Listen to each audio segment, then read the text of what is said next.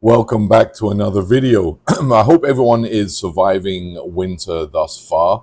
Only a few more short weeks and we'll be in the middle of spring, so something to look forward to.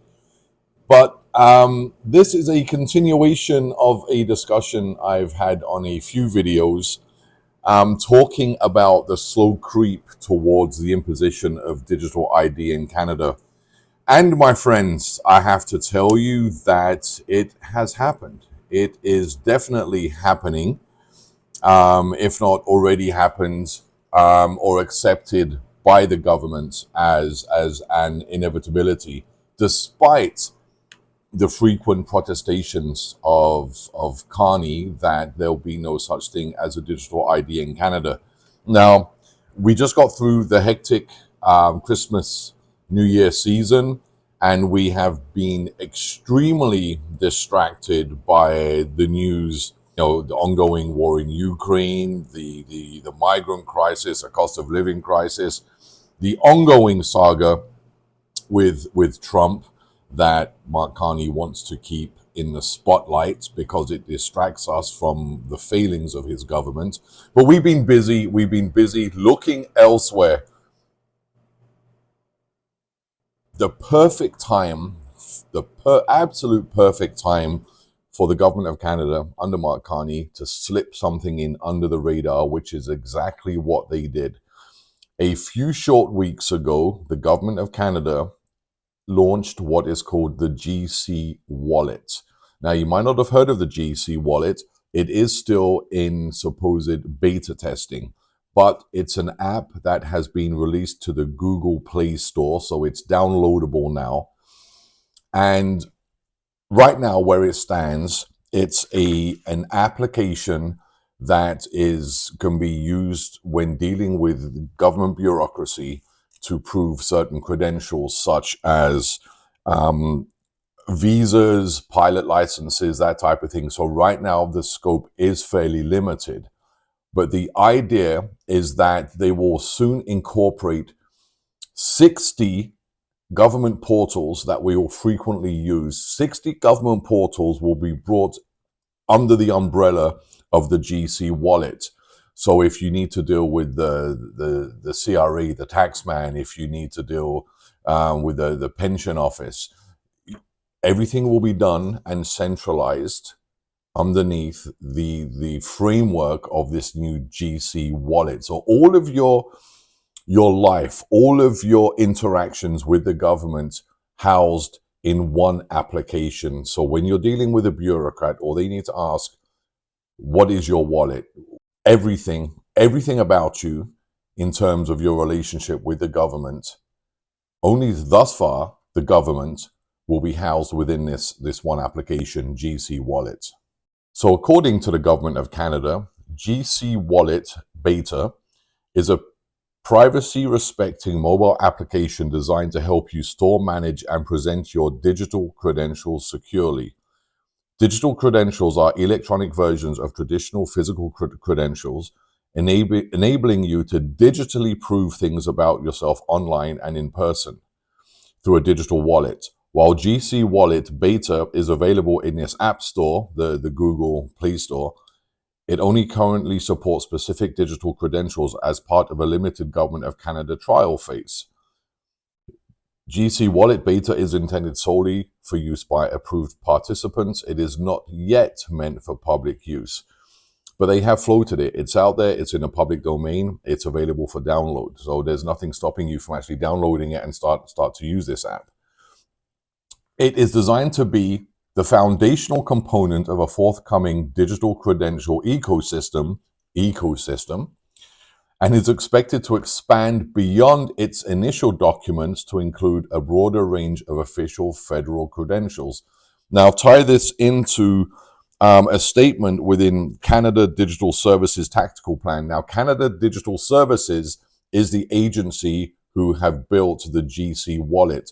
So unlike the COVID app, the government outsourced for, $100 trillion to a third party. This is supposedly being designed in-house by government employees.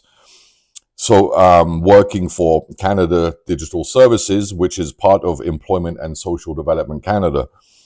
Now, the Canada Digital Services 2026-27 tactical plan, they state they want to onboard all 60 government portals and migrate users to GC Wallet. So anything you've been doing with the government of Canada through various of its portals will be eventually migrated over to GC Wallet. So hypothetically, when I'm dealing with a taxman or when I'm dealing with Veterans Affairs, I will now supposedly, or it looks like they'll want me to download GC Wallet and do everything through there.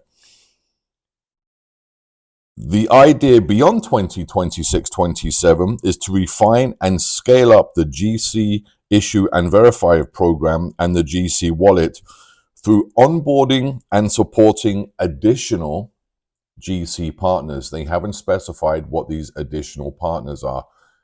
I'm guesstimating, I'm hypothesizing. These partners will be airlines. These partners will be banks and financial institutions. So under one app, they'll know everything about you in terms of anything that you have to do with the government, your health information, perhaps if the provinces jump on board, and there's no indications the provinces won't jump on board. All of your pension information, your tax information, all under one umbrella. And add to that all of your travel documentation, your travel history, where you're flying to, copies of your boarding passes, and all of your banking information. Now, there's already a linkage between the banks and government services. I don't know if any of you use this, but you can use your banking information to log into your government services. So if I'm going to the CRA website or Veterans Affairs website, I can use my bank logging information to access those sites. It's considered a trusted partner program. We've already seen in Canada what happens when the government wants the banks to do something. Just look back at the truckers' convoy, the protests, how quickly the banks agreed to participate in what now appears to be the illegal imposition of the War Measures Act against Canadians, and how the banks jumped in and shut down people's bank accounts. The government of Canada says, this is what we want you to do. Banks here will just cave and do exactly what they want them to do. So it's not a stretch to believe or to be concerned by the possibility of all of the banking institutions in Canada and the airlines jumping into the GC wallet. What this appears to be becoming is the complete digitization of our identity, the complete storage within one application of our entire lives, accessed and controlled by government bureaucrats working for Canada Digital Services. Beyond that, the possibility then that this information will be completely shared with third-party organizations, and by third-party organizations, I mean such as the European Union. Canada has already signed an MOU with the European Union for the interoperability of their online systems. So our online digital identity in Canada will be readily accessible by Canada's partners in the European Union. I haven't found out who's on the back end of this. They are saying that it's being developed in-house. But who in-house is developing it? What is the privacy framework around this? We need more transparency. There has to be complete transparency and openness about what information is being stored, what's being collected, what they're doing with it, but importantly, who has access to this. How safe will this system be? Now, I don't need to get into a huge discussion about online security, cyber threats, but could you imagine now your entire life, entire life, including all of your banking information, all of your travel history, held under the umbrella of one application that can be hacked?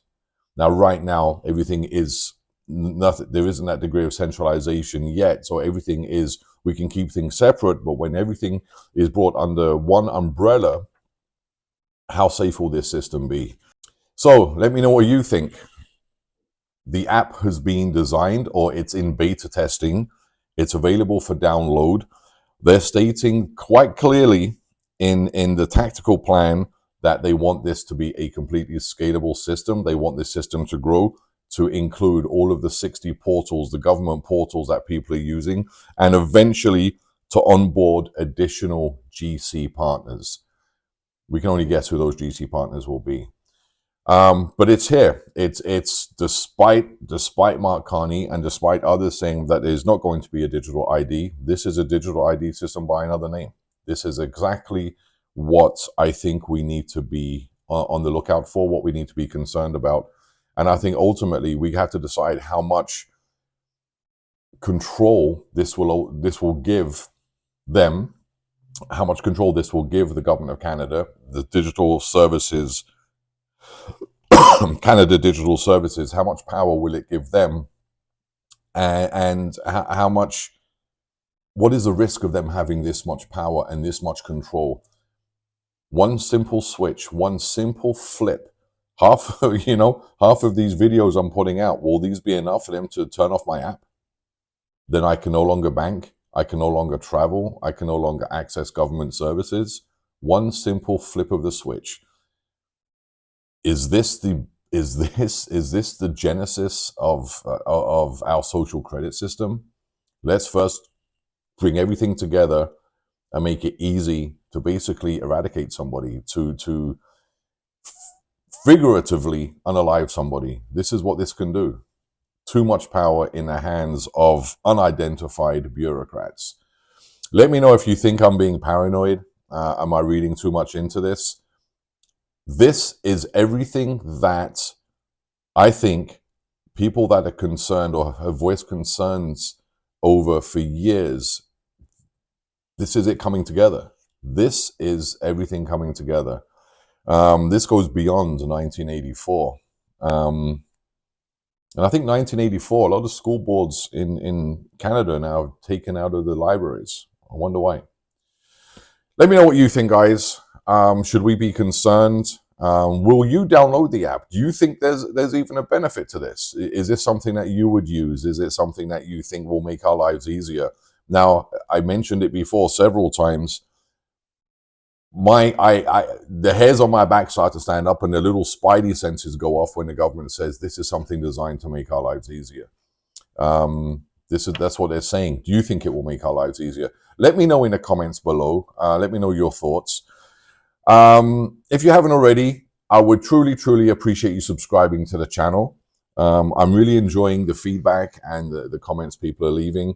Most of them are very good, very supportive. I made some comments in my last video, Bread and Circuses, about some